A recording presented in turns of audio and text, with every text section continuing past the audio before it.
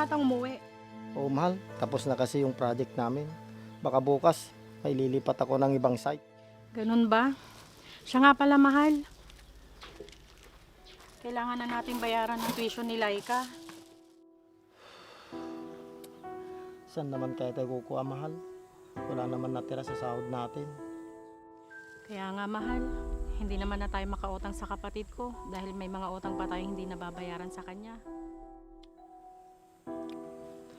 Ano kaya, mahal, kung tanggapin ko yung inaalok sa akin na trabaho sa abroad? Sigurado ka ba dyan, mahal? Makapagtapos lang sila sa pag-aaral at makaipon tayo kahit konti, pwede na siguro ko tumigil sa pagtatrabaho sa abroad. Wala naman kasi tayong ibang pagkukuhanan ng pang-tuition ni Laika, mahal. Huwag ka nang malungkot, mahal. Para din naman sa atin to at para sa kinabukasan ng pamilya natin. Kung yan ang solusyon mo, sige, mahal. Susuportahan na lang kita. Tay, mag-abroad ka? Oo, anak. Hindi kasi sapat ang kinikita ng tatay mo dito.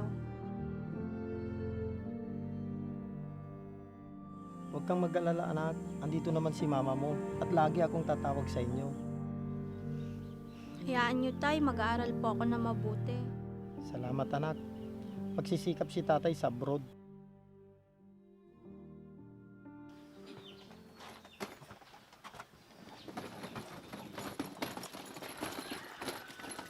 Mag-iingat kayo dito, mahal, ah.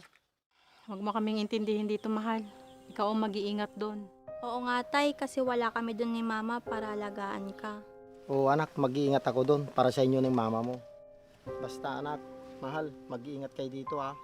Oo, mahal. Ikaw rin mag-iingat ka doon. Mamimiss kita, tay. Lagi akong tatawag pag may oras ako, anak. Sige, alis na ako.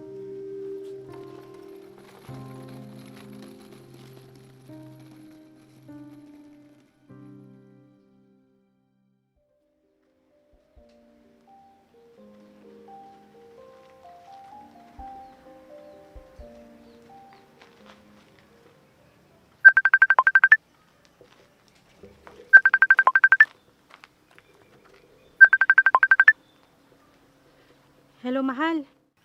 Mahal, natanggap mo ba yung padala ko? Oo, mahal. Pupunta ako mamaya sa eskwelahan ni Laika, magbabayad ng tuition. Mabuti naman, mahal. Kamusta ka naman dyan? Ito, okay naman. Baka sa susunod na buwan, mahal, malaki-laki ang ipapadala ko. Talaga, mahal? Oo, mahal. Ay, ipapagawa muna yung mga sira sa bahay natin. Oo nga, mahal. Tamang-tama. Malapit na ang tag-ulan. Tis-tis lang muna tayo, mahal, ha? Makakaraos din. Oo naman, mahal. Sige, mahal. Tatawag na lang ako ulit. Mag-iingat ka rin dyan, ha?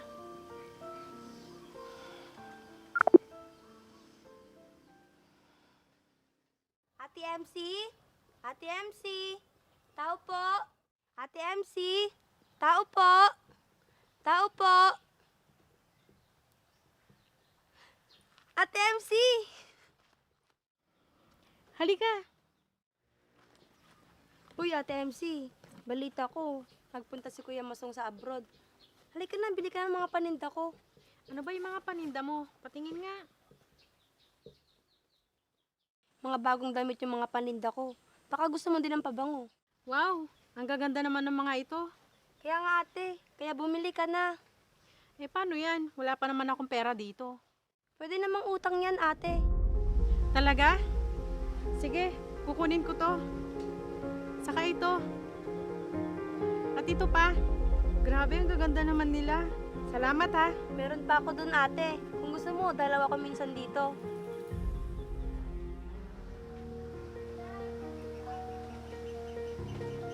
Ma? Ma? Oo, anak. Bakit? Oo, anak. Bakit ganyan ka makatingin? May dumi ba ako sa muka? Saan ka pupunta ma? At saka bakit ang daming nakatambak na damit doon? Wala, anak. Tsaka mga pinamili kong damit lang yun. Ba't ganyan yung ayos mo? Maganda ba, anak? Ma ha, napapadalas na ang bili niyo ng damit kay Tita Sheila. Di bale, anak. Hulugan naman. Ma ha, pinapaalala ko lang sa'yo. Oo anak, ako na ang bahala doon. Tinawagan mo na ba si tatay, ma? Hindi pa anak. Kamustahin niyo naman siya, ma. Hindi yung kakamustahin niyo lang siya pag magpapadala. Anak, hindi naman sa ganon. Tsaka masyado na kayo nagiging abala sa pagbibili na kung ano-ano.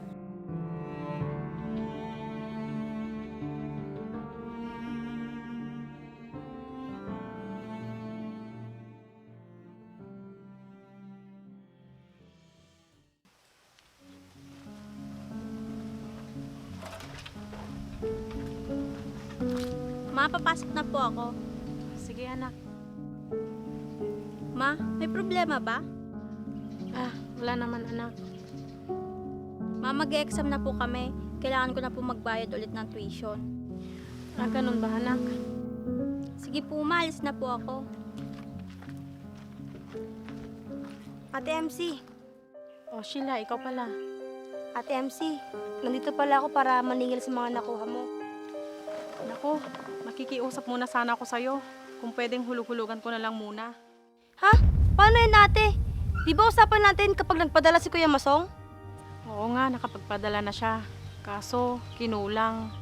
Ay, ate, baka gusto mong sumali sa sinalihan ko. Nagpapautang sila ng pera. Anong klaseng nagpapautang? Lending company, ate. Nagpapautang po sila sa may mga negosyo. Paano yan? Wala naman ako negosyo. Alam ko na. Isasabit na lang kita sa hiram ko. Pero, sa akin ka pa rin maghuhulog para mabawasan yung mga utang mo sa akin. Sige, pag-iisipan ko. Sige ate, alis na ako. Pag-isipan mo ha.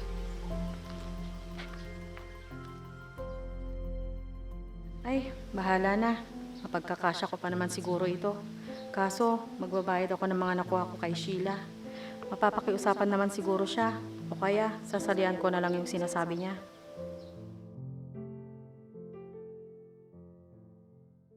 Ma? Ma? O bakit anak? Masira ba tong ilaw natin dito sa kusina? Ayo anak, nakalimutan ko sabihin sa'yo. Ma naman, di ba nagpadala na si tatay? Ba't hindi mo pa rin pinapagawa? Anak, sa susunod na padala na lang na tatay mo, ipapagawa ko na yan. Ano ba yan, ma? Ang tagal na ni tatay sa abroad, lahat ng sira dito sa bahay, hindi pa rin napapagawa. Kasi anak, inuna ko munang bayaran yung nakuha ko kay Tita Sheila mo. Ano ba yan, ma? Sa mga gamit mo na naman, hindi mo naman nagagamit lahat yun. Mas inuuna nyo pa yung mga hindi naman importante. Anak, tapusin ko lang talaga yung nakuha ko kay Sheila. Ay, Ate MC. Hi, Laika. Ate MC, kukunin ko sana yung hulog niyo sa akin. Magbabayad kasi ako sa lending mamaya. Ano ma? Kasama din kayo dyan sa mga nagli-lending sa kanto? Anak, hindi ako kasali. Tama ang mama mo, Laika. Hindi siya kasali pero sa akin siya kumukuha. Man naman. Laika anak, sandali! Ate, pasensya ka na. Hindi pala alam ni Laika. Okay lang yun. Ito nga pala yung hulog ko. Sige, salamat. Alis na ako.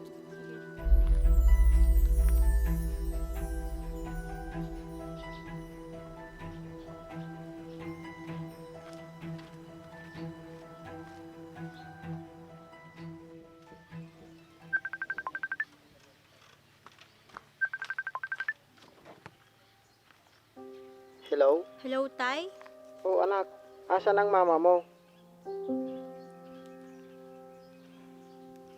Anak, nasaan ang mama mo? Umalis, Tay. Naiwan niya nga po tong cellphone niya. Saan pumunta? Nagbayad daw po ng lending. Anong lending? Wala, Tay. Baka maya-maya andito na din po si Mama. Sige anak, malapit na akong umuwi. Baka sa isang linggo. Talaga, Tay? Oo anak, excited na akong umuwi at makita ang bahay natin.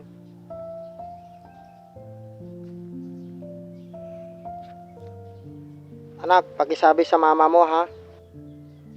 Sige po, Tay. O anak, ba't tulala ka dyan? Bakit mo hawak yung cellphone ko? Ma, malapit na pong dumating si Tatay. Ano?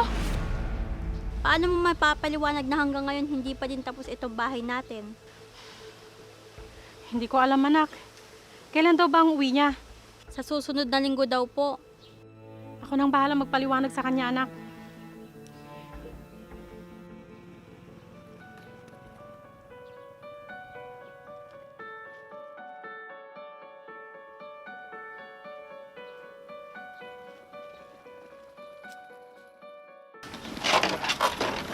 Tay! Asan ang mama mo, anak? Umalis po, andun po kila Tita Sheila. Bakit? Anong ginagawa niya doon? Nagbayad daw po ng hulog. Anong hulog ba yun? Nakautang po kasi si Mama kay Tita Sheila, Tay. Ano? Bakit pa siya magkakautang? Yan laki-laki yung pinapadala ko sa kanya. Hindi ko po alam, Tay. Pero simula nung nag-abroad ka, naging maluho na po si Mama. Mahal, nandito ka na pala. Laika, bakit hindi mo ko tinawagan at sabihin na nandito na pala ang tatay mo? Kailan ka pa naging maluho, MC?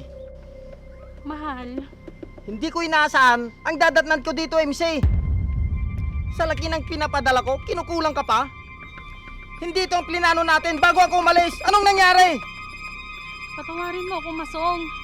Gusto ko lang namang maranasan na magkaroon ng magagandang damit. Maayos naman ang damit mo ah. Hindi naman kita pinapabayaan. Patawarin mo ako, Masong. At hindi lang yun. Nagkautang ka pa. Ano ba naman yan, MC? Ako, tudo kahit sa abroad. Mabigyan ko lang kayo ng magandang buhay. Anong ginawa mo? Halos walang nagbago dito sa bahay.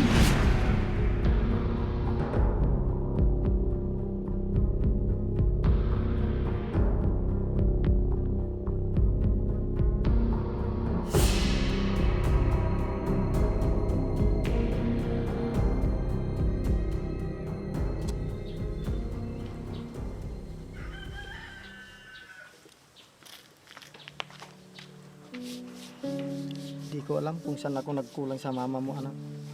Halos lahat ng kita ko, binibigay ko sa kanya. Halos wala nang matira sa akin. Akala ko, anak, matatapos na yung bahay natin. Dahil sinabi niya na ipapagawa niya. Matagal ko na po sanang gustong sabihin sa inyo, Tay. Kaso gusto ko kay Mama sana manggaling. Kinausap ko na po siya noon, Tay. Sabi niya, sasabihin niya po sa inyo na titigilan niya na ang mga luho niya. Wala siyang sinasabi sa akin, anak. Tapos ngayon, mababalitaan ko, pati ipon, wala siya. Nagkautang pa. Hindi na sana ako babalik, anak. Ang akala ko, nagkapag-ipon ng mama mo para pansimula sa malit na negosyo. Dahil dyan, mapipilitan akong bumalik sa abroad. Hayaan niyo, Tay. Malapit na din po ako makapagtapos. 1 taon na lang. Mag-aral kang mabuti, anak. Mapagtapos lang kita, masaya na ako. Ako din po, Tay. Para matulungan ko na din po kayo sa mga gastusin. At para po hindi na kayo bumalik sa abroad. Maraming salamat, anak.